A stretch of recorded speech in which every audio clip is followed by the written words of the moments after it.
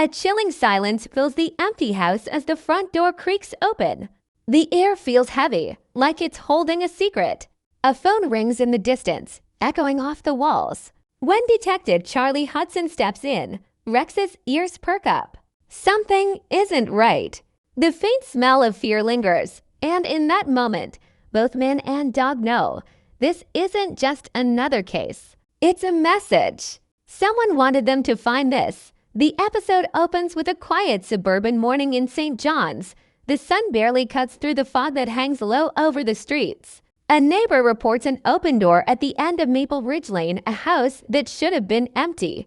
Hudson and Rex are the first on the scene. As they enter, the calm neighborhood fades into tension.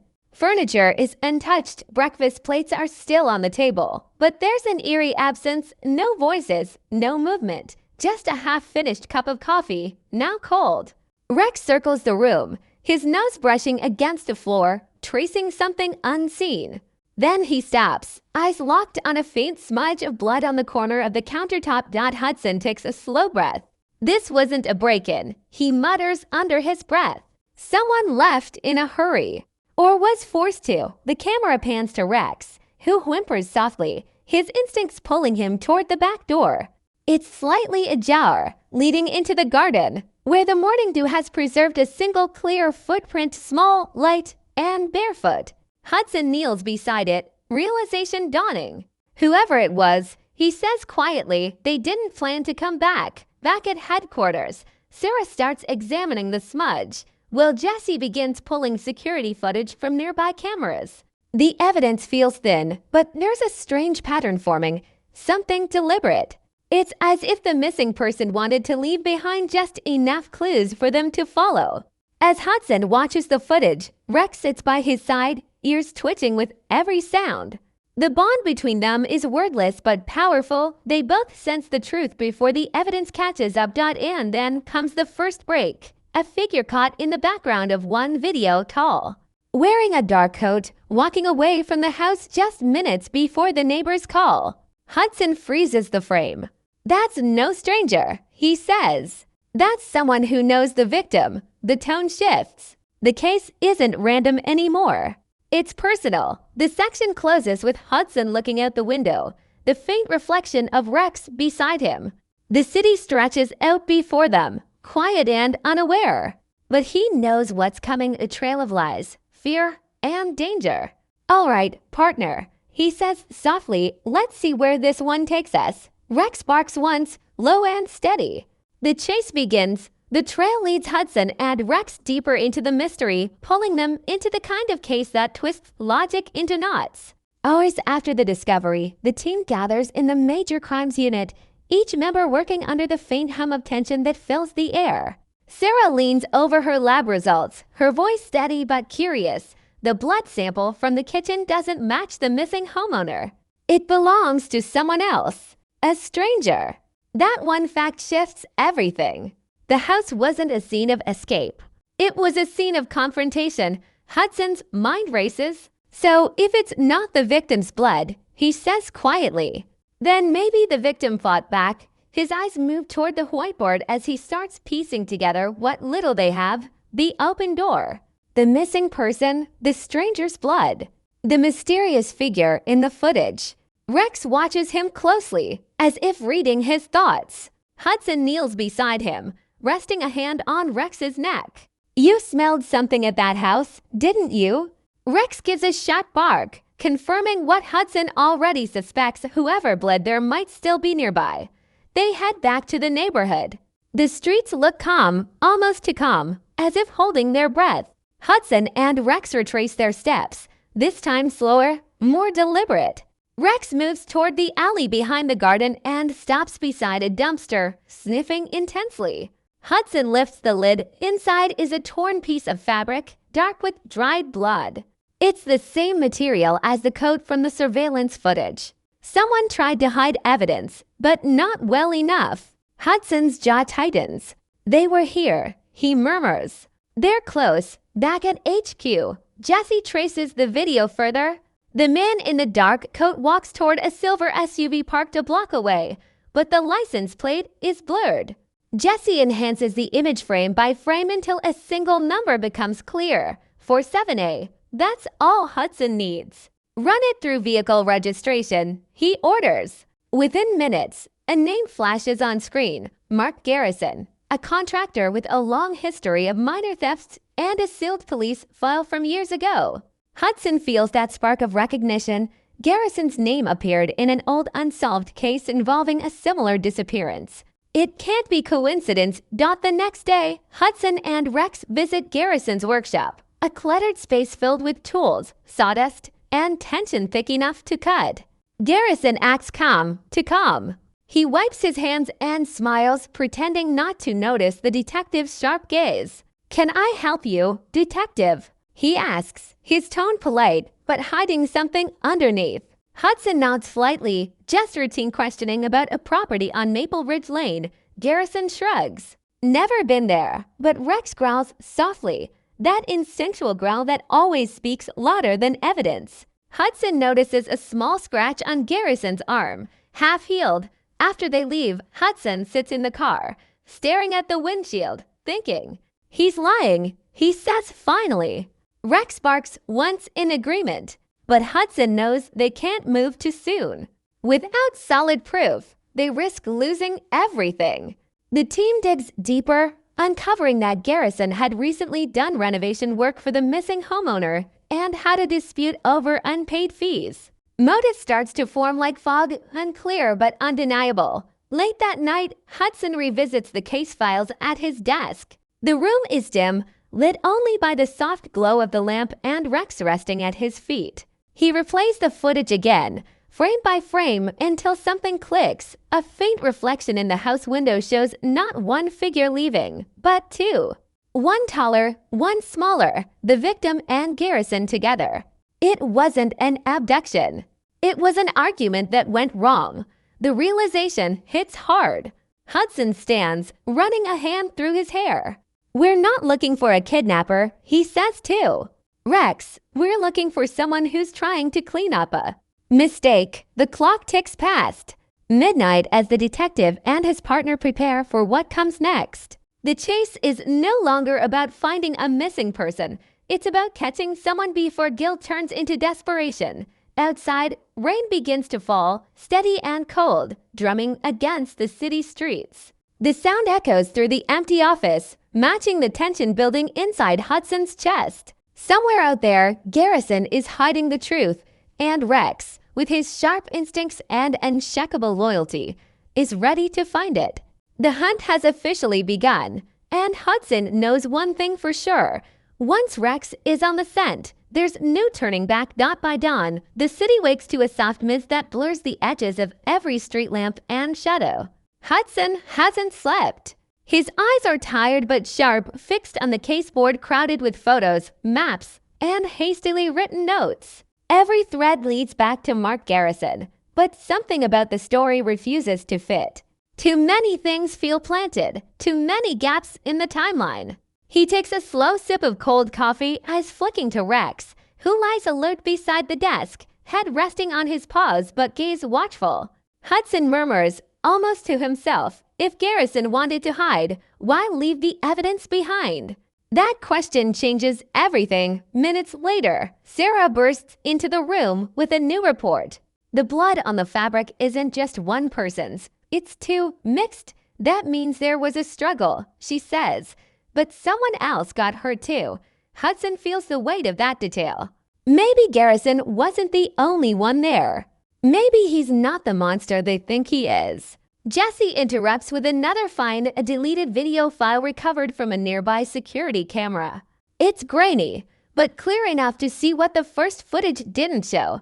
After Garrison left, a second vehicle appeared, an unmarked van that stopped for less than 30 seconds. Someone stepped out, dragged a heavy bag into the back, and drove off. Hudson freezes the frame again. This isn't just a domestic dispute anymore. It's a cover-up. The person in the van is wearing gloves, a hood, and a badge clipped to their belt, a police badge. The realization hits like a jolt. We've been chasing the wrong suspect, Hudson mutters. Someone inside knew how to erase the truth, Rex lifts his head and lets out a low growl, as if feeling his partner's frustration. The next hours unfold like a storm. Hudson and Rex track down Garrison's phone location to an old fishing warehouse near the docks. The scene is deserted, the sound of seagulls echoing through the cold metal walls. Hudson moves carefully, flashlight cutting through the shadows. There's a smell, faint but unmistakable, gasoline. Then he spots it, a trail of drag marks leading toward a locked storage room. He breaks it open, heart pounding. Inside, Garrison is slumped against a chair, bound but alive. "You're too late," he whispers hoarsely, eyes full of fear. They said they'd come back. Hudson unties him, scanning the room for clues. Who did this to you?" Garrison looks down, ashamed.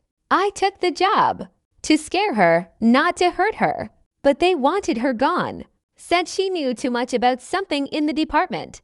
I didn't think they'd actually." He stops when he sees Rex staring toward the doorway, ears pointed. A noise, faint footsteps outside. Hudson signals silently. Rex moves first, slipping through the half-open door like a ghost. Hudson follows, gun ready but steady. Outside, a black van sits idling. The driver sees them and speeds off, tires screeching against the wet concrete. Rex lunges forward as Hudson yells, "Go!" The chase tears through the docks, the blur of rain, the echo of pause, the flash of headlights. Rex catches the scent and follows it relentlessly until the van swerves into an abandoned yard. Hudson catches up just as Rex corners the suspect. The man steps out, raising his hands. "Detective," he says, his voice calm and cold. Hudson narrows his eyes. "You're Sergeant Blake," he says, disbelief mixing with anger. Blake smirks. "You should have left it alone, Charlie. Some cases are meant to stay closed." Hudson's hand tightens on his weapon.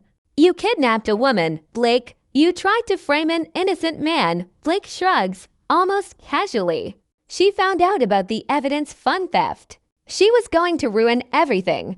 Before Hudson can respond, Blake flicks a lighter and tosses it toward the van. Flames erupt instantly, the trap. Hudson yells for Rex as the fire roars to life. Blake uses the chaos to run. Rex darts through the smoke, lunging at his heel, but the man slips away into the night. Hudson coughs through the haze, dragging Rex out just before the van explodes in a burst of fire and shrapnel. The scene burns behind them, their only witness gone, and the truth buried deeper than before. Standing by the flickering light of the flames, Hudson looks at Rex. "They're not just hiding something," he says quietly. "They're protecting someone powerful." Rex whines softly, his eyes reflecting the firelight. The chase isn't over, it's only just begun. Night blankets St. John's in heavy clouds as thunder rumbles in the distance. The city feels different now, quieter, colder, like it knows something terrible is about to unfold. Hudson stands outside the precinct, rain dripping from the brim of his coat, watching the ripples form in the puddles beneath his boots. The reflection of flashing police lights shimmers in the water. Rex sits beside him, soaked but alert, his gaze fixed on the horizon. They've uncovered the truth. Sergeant Blake wasn't working alone. The corruption runs deeper, and the missing woman, Elena Price, is still out there, somewhere. Inside, tension coils around every conversation. Sarah paces with a new piece of evidence, a fragment of burnt metal found at the explosion site. She lays it on the table. It's the corner of a police-issued USB drive. Somehow, despite the fire, part of it survived. Jesse works silently, his fingers flying over the keyboard. The room hums with anticipation. After several minutes, the screen flickers to life, showing a series of encrypted files. Hudson leans closer. "Can you open it?" he asks. Jesse nods. "Give me a minute." That minute stretches like an eternity. Then, suddenly, the code breaks, revealing a series of documents, all linked to secret payments, fake evidence reports, and missing case files. One name repeats across them all: Deputy Chief Harold Lawson. Hudson's heart sinks. Lawson, the man who trained him, the one he trusted most. He's been covering this from the start, Hudson whispers. Blake was just his shield, Rex tilts his head, sensing the storm brewing inside his partner. The room falls silent. Sarah finally says, "If Lawson's behind it, he won't let you get close. You'll need to move fast." Hudson nods, already planning. Then we end this tonight. The final act begins at the edge of the harbor, where the storm beats against the waves. Lawson's car sits alone near the pier, engine running, headlights slicing through the rain. Hudson approaches cautiously, every step heavy with betrayal. Rex follows at his side, muscles tense. When Lawson steps out, his expression is calm, almost regretful. "Charlie," he says softly, "I told you once this city eats good cops alive." "I was just trying to survive." Hudson's voice cuts through the wind, steady but filled with pain. "You covered up a crime, Harold.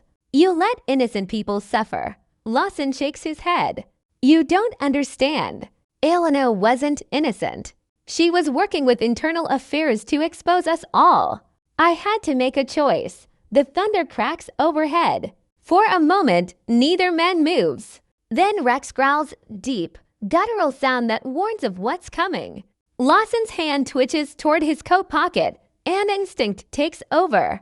Hudson shouts, "Don't." But it's too late. Lawson draws a gun, firing wildly into the rain. The shots echo off the water. Rex lunges forward, fast as lightning, knocking Lawson off balance. The weapon clatters across the ground. Hudson grabs it, pointing it back at the man who was once his mentor. Lawson's face crumples under the weight of defeat. "You think you've won." He spits, "They'll replace me." "There's always another." Hudson lowers the gun slowly, voice steady. "Maybe, but not tonight." Sirens wail in the distance as backup arrives. The wind howls, rain washing away the soot and blood. Hudson stands there, chest rising and falling, eyes locked on the sea. Rex sits beside him, breathing hard, formatted with rain. For a long moment, they say nothing. Then Hudson looks down and says softly, "You saved my life again, partner." Rex nudges his hand. A quiet gesture of loyalty that says everything words can't. Back at the station, the atmosphere shifts from chaos to relief. Lawson is in custody. Blake's confession ties every thread together. And Elena Price, rescued from an old boathouse miles away, is alive but shaken. The scandal shakes the department, but justice, for once, feels real. In the closing moments, Hudson sits on the precinct steps, the dawn light breaking through the clouds. Rex lies beside him, finally at ease. The streets are quiet again, the city breathing after a long night of storm and fire. Hudson watches the sunrise, his voice low and thoughtful. "Every case leaves a scar," he says. But sometimes it also leaves a reminder that truth still matters and loyalty still means something. Rex lifts his head, tail wagging faintly. The camera pulls back, framing man and dog against the soft glow of morning. The city begins to wake, unaware of the darkness that nearly consumed it, and as the credits would roll, a single truth remains clear, no matter how deep the lies go. Hudson and Rex will always find the scent of justice.